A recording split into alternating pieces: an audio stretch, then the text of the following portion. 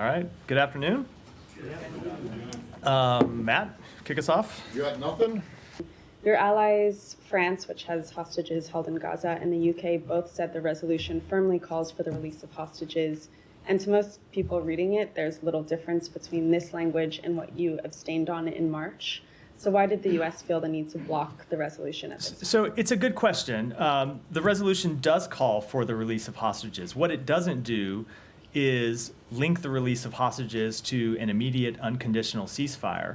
And we have made clear throughout this process that we cannot support a resolution that calls for an unconditional, immediate ceasefire and delinks it from the release of hostages. There are still 7 American citizens who are being held hostage in Gaza, and we are not going to walk away from them.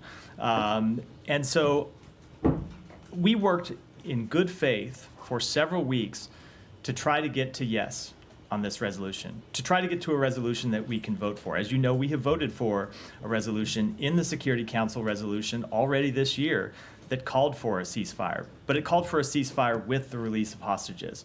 And that is our position. We firmly believe in it because we want to see those hostages come home.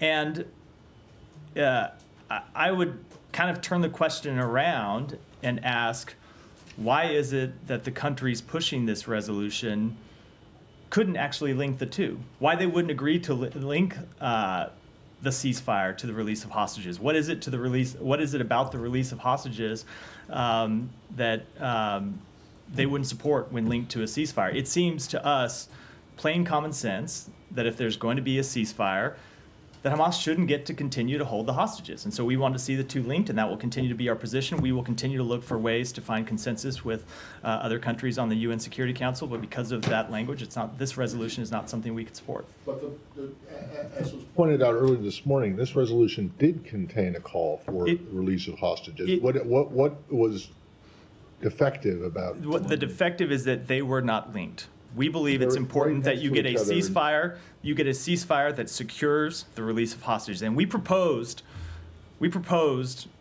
a number of different formulations that would link the two, and that would call for a ceasefire that includes the release of hostages. And I don't understand. Hold on. Let me just say, I don't understand what could be objectionable about that language. Well, right. Well, no, but I guess the point is that other people don't understand what could be objectionable about the language that you just vetoed.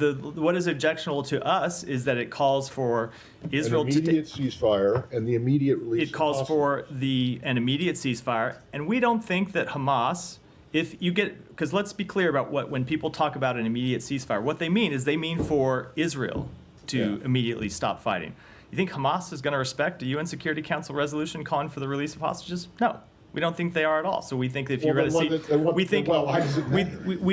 we think they ought to be linked together, because then you get international support. Hold on, you can get international support, get the backing of every country in the world behind this proposal, behind this position, which is the one that the president outlined back in May, that we did get a Security Council resolution that we supported. We think that's an incredibly powerful way for the world to speak, and we're disappointed we couldn't do it here. Well, yeah, okay, but so what would have been, I guess, would you prefer that the hostage release be put in the sentence before the ceasefire? We think it needs to be linked together, that the ceasefire... But how much more linked can they be? You could say, so we put together a bunch of different, a bunch of alternative formulations of the language. I'll just give you one here. A ceasefire that secures the release of hostages. A ceasefire and you proposed that language and people... Maybe not that exact language. We proposed a number of different formulations of the language that were not accepted. And I, for the life of me, can't understand why they weren't accepted if the parties backing the resolution really wanted to get to something that could pass the Security Council.